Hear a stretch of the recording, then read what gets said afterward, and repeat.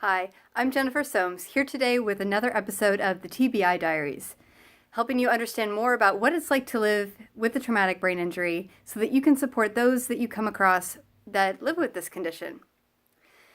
I recently had an email conversation with an acquaintance, and something that they said today really kind of got me fired up. And it all has to do with our own reality. Now, this person doesn't know me well, and like I said, it is an acquaintance.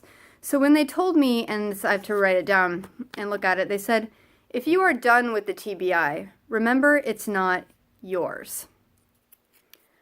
And they proceeded to tell me about a modality that actually I've been using for years, and actually was even using it before my traumatic brain injury.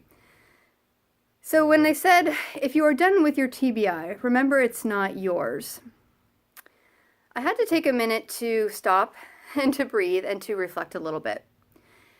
I responded to them saying, thank you so much for caring and for sharing these resources, and proceeded to tell them that I had already been using that modality that they told me about, but that I also honor my reality and that I have done a lot of work over the last over 4 years now to really make sure that I don't identify it myself with my condition, if you will, and the things with which I struggle.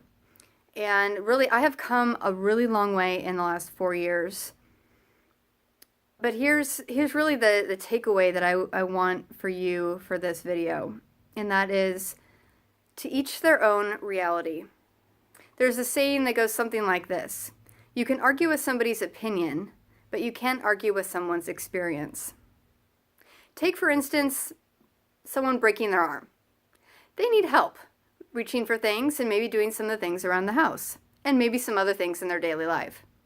If you were to say to them, if you're done with that broken arm, meaning basically we'll just be done with it, well, it doesn't change the fact that their arm is still broken and that they need some assistance now and again.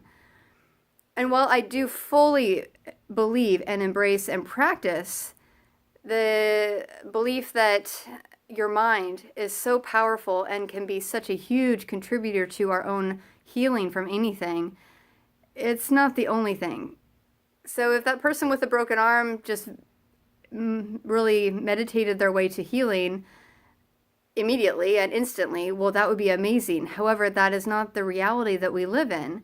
And so when somebody has a condition, when somebody has a challenge, whether that's something like a broken arm to a mental health condition like depression or anxiety, rather than saying, well, basically just snap out of it, what if instead of maybe even offering advice, what if we first said, how can I support you? Would you like some resources? What's working for you, or what do you need right now? Now, it's part of my own nature, part of my own personality type, and who I am is a caregiver. I love to help people.